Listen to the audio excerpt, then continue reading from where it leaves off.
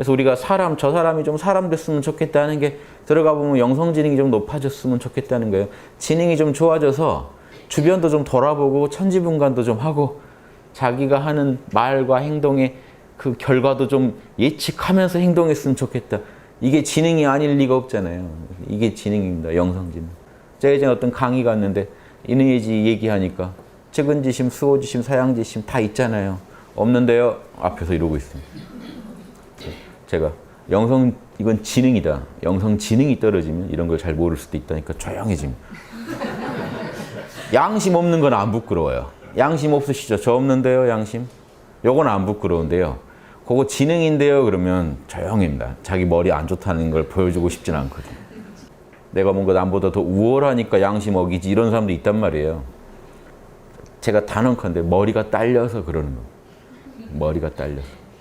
남들이 남들은 비굴하게 예절 지키고 있는지 아세요? 배려 더 해주는 거예요. 머리가 있으니까.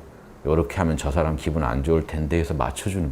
그 사람이 머리도 좋은 사람입니까? 아니면 남이 뭐라고 생각하는지 전혀 계산조차 안 되고 있는 사람이 지능이 좋은 사람이겠습니까?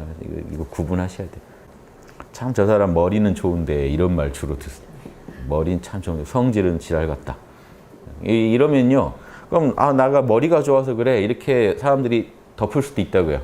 니네보다 머리가 너무 좋다 보니까 말이 안 통하니까 내가 이렇게 성격이 안 좋아진 거야.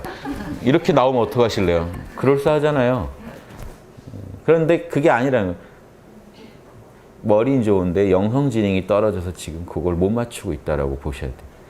동양의 모든 교육론은 인성교육이 본질이고 지덕체에서 지혜교육이 본질이고 지식교육은 부수적인 겁니다.